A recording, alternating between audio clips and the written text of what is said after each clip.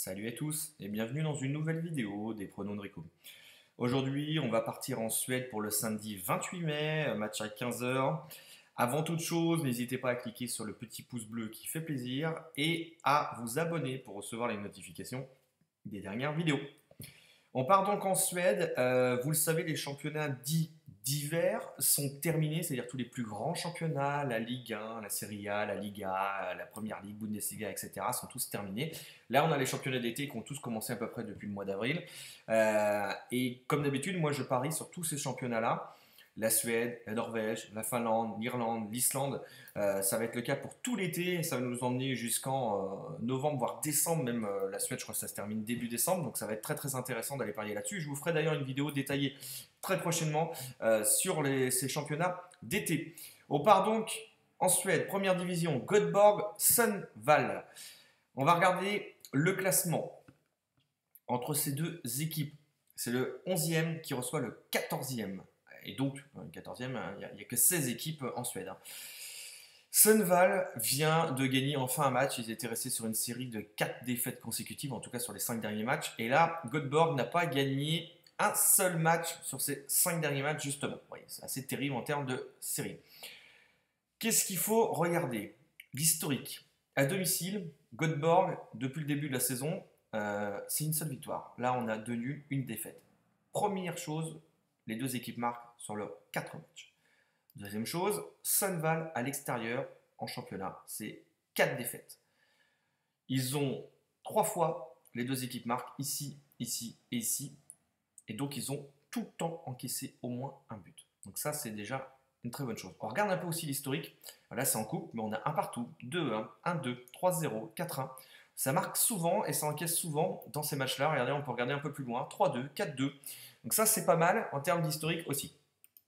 On va regarder tout de suite les stats qui nous intéressent. Sur ce match, on a une probabilité d'avoir 3,13 buts. Voilà, entre le nombre de buts moyens marqués et encaissés par Göteborg et Sundsvall à l'extérieur à domicile. La stat est très belle. Göteborg a toujours marqué à domicile et Sundsvall a toujours encaissé à l'extérieur. Probabilité à 100% pour Göteborg qu'ils arrivent à mettre au moins un but. Et de l'autre côté, Göteborg a toujours encaissé au moins un but à domicile. Et Sundsvall a réussi à marquer dans 75% de ses matchs à l'extérieur. Donc là, on a une vraie probabilité d'avoir les deux équipes marquent. C'est assez fort d'ailleurs. On va regarder au niveau des statistiques. Voilà, c'est 88% de chances que ça passe.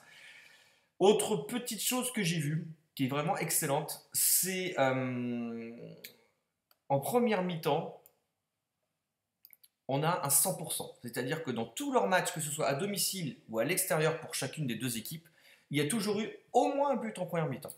Donc qu'est-ce qu'on va aller pouvoir parier sur ce match-là? Bien sûr, on va aller voir pour les deux équipes marques. D'abord, on regarde un peu les stats. Göteborg est à 1,46, Sundsvall 5,80.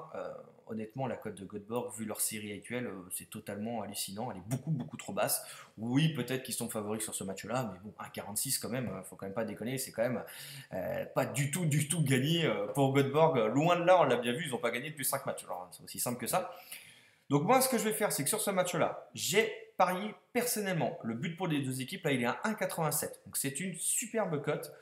Je l'ai pris sur Orbitix comme d'habitude. Je vous ferai une vidéo sur Orbitix puisque vous me le demandez. Je l'ai pris à 1,98. Donc là, vous avez 1,97. Ce que vous pouvez faire aussi, pour ceux qui veulent aller chercher une cote plus importante, on peut aller faire un MyBet.